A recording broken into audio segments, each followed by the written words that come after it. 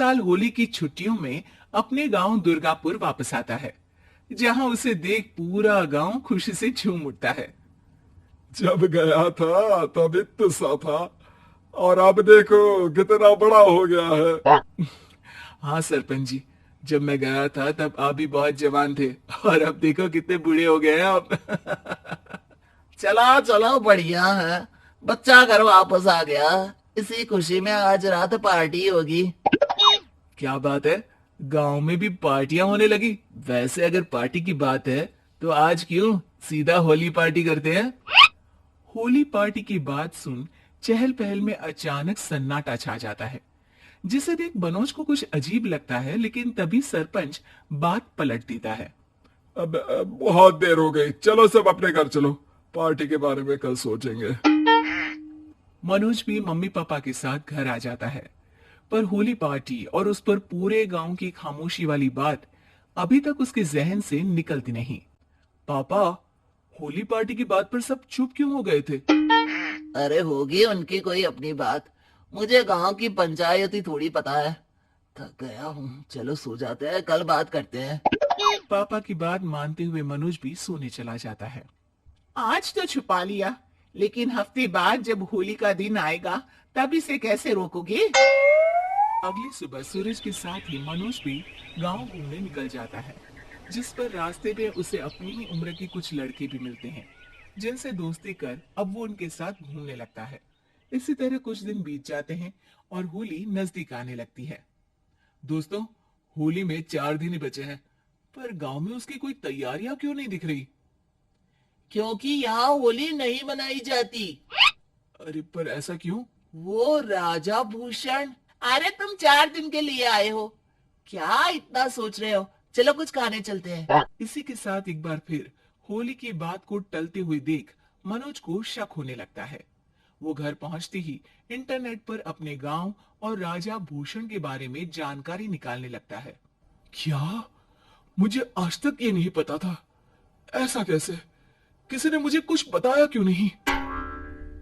सारी जानकारी लेने के बाद मनोज गांव वालों या अपने मम्मी पापा से कुछ पूछे बिना खुद ही उसकी सच्चाई के बारे में छानबीन करने लगता है, जिसके चलते वो राजा भूषण की हवेली में पहुंचता है। वाह, क्या हवेली है यार। पर क्या यहाँ सच में कोई भूत है। हेलो भूत जी, कोई है क्या। हम इस साल गांव में होली सेलिब्रेट कर रहे हैं, क्या आप उस पर थोड़ा इंटरव्यू देंगे। मनोज के ऐसा बोलते ही गांव में तूफान उठ जाता है और हवेली में रखी सारी चीजें हिलने लगती है। एक अदृश्य शक्ति मनोज को धक्का देकर हवेली से बाहर निकाल दरवाजा बंद कर लेती है। ये सब देख मनोज हैरान रह जाता है। क्या अभी मुझे हवा ने धक्का देकर बाहर निकाल दिया। मेरे होते हुए इस गांव में कभी होली नहीं बन सकती, इसलिए दोबारा ऐसी कोशिश भी मत करना, अंजाम बुरा होगा। आवाज सुन मनोज हैरानी से इधर उधर देखने लगता है, पर उसे कोई दिखाई नहीं देता। वो गांव वापस आ जाता है, जहां तूफान की वजह से सब कुछ तहस महस हो चुका होता है। आखिर ये तूफान आया कैसे। ना ऐसा कोई मौसम था और ना ही हमने होली का त्योहार मनाने की बात की थी। सरपंच की बात पर कोई रिएक्शन दिए बिना मनोज चुपचाप अपने घर चला जाता है। इस तरह देखते ही देखते होली का दिन भी आ जाता है और मनोज रंग लेकर गांव में निकल जाता है, लेकिन गांव पूरी तरह खाली होता है। अरे त्योहार का दिन है, धूमधाम की जगह मातम क्यों मनाया हुआ है। मनोज की आवाज सुन सब अपने घर की खिड़कियां खोल के घर के अंदर से ही उसे वापस जाने के लिए कहने लगते हैं, पर वो किसी की नहीं सुनता। तुझे पहले भी समझाया था, अगर होली खेलने की कोशिश भी की तो अच्छा नहीं होगा। अरे बात मान लो बेटा, तुम्हें सच नहीं पता। मुझे सब पता है। सालों पहले इस राजा ने एक अंधविश्वास फैलाया और आप लोग आज तक उसे मानते आ रहे हो। अरे बेटा, जब तुम पैदा भी नहीं हुए थे उससे भी बहुत पहले से इस गांव पर होली का श्राप है। अगर गांव में होली का त्योहार मनाया जाता है तो प्रलय आना पक्की बात होती है। राजा भूषण इस सब में नहीं मानते थे और त्योहार मनाने लगे, जिसके चलते होली वाले ही दिन पहले उनके बेटे की और फिर उनकी मृत्यु हो गई। तभी से गांव की रक्षा के लिए उनकी आत्मा उस हवेली में रह रही है। सबकी बातें सुन मनोज उलझन में पड़ जाता है। सोचना भी मत मनोज, अगर तुमने इस परंपरा को तोड़ने की कोशिश भी की तो उसका परिणाम इस गांव और गांव के लोगों के लिए अच्छा नहीं होगा।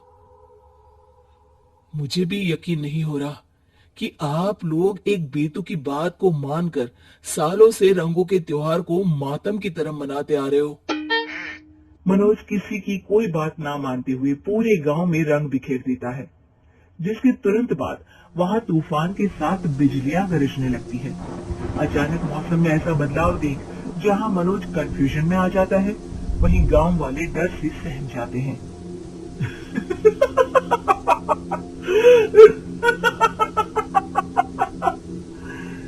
इस लड़के ने हमारे जैसे सिर्फ अपने स्वार्थ के लिए नहीं बल्कि पूरे गांव की खुशियों के लिए यहाँ होली मनाई है, जिस वजह से अब इस गांव पर होली का श्राप टूटता है।